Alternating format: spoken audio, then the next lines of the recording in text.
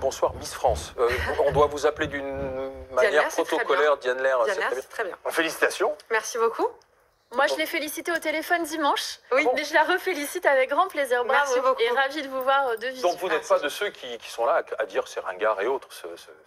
Pas du tout, mais moi, vous savez, depuis que j'ai été ministre, tous les ans, j'ai pu mener des actions avec les différentes Miss France grâce à Sylvie Tellier, que je remercie, notamment pour protéger les femmes face aux violences Parce conjugales. que Madame Moreno, votre collègue au gouvernement, trouve qu'on pourrait dépoussiérer le concours. Oui, moi, je ne fais pas le règlement intérieur de Miss France. Chacun son travail. Moi, je suis au ministère de l'Intérieur. Je crois que Sylvie Tellier et Alexia Laroche-Joubert ont fait évoluer un certain nombre de choses. Moi, j'ai pu échanger avec Miss France qui va nous dire elle-même ce qu'elle porte, mais qui porte beaucoup de très belles valeurs, de belles causes autour de la citoyenneté, de la protection des plus fragiles, de la lutte contre le racisme et l'homophobie. Et la petite fille ou l'adolescente que vous étiez, rêvait devant Miss France ou pas? Ah, moi, je regardais Miss France. Je trouve que si on a des petites filles ou des grandes filles, ou d'ailleurs des hommes aussi, ce n'est pas interdit aux hommes, qui peuvent avoir de la féerie et des paillettes un soir dans l'année. D'ailleurs, le grand succès de télévision nous le prouve. Je crois qu'il y a eu 8 millions de personnes qui ont regardé Miss France. Si des gens aiment Miss France, pourquoi les en priver? Donc le concours de beauté n'est pas sexiste, comme le disent par exemple certains écologistes. Non, mais il y a un Mister France aussi. Hein, donc ça marche moins bien. Ça marche moins bien, mais ça, c'est les Diane Lair, téléspectateurs vous êtes décident. une Miss féministe?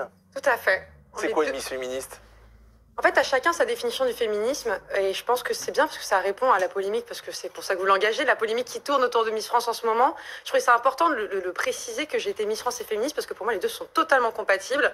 Aujourd'hui, chacun a sa définition, mais ma définition à moi du féminisme, c'est de prendre le pouvoir de sa vie, c'est de dire j'ose et j'assume, c'est de suivre ses règles. Et en fait, quand je suis montée sur la scène de Miss France, aux côtés de 28 autres candidates, que j'ai pris la parole devant des millions de téléspectateurs, je me suis sentie plus féministe que jamais. Et pourquoi avez-vous décidé de vous présenter à ce concours? Parce que je regarde votre parcours, 24 ans, vous êtes diplômé de commerce international.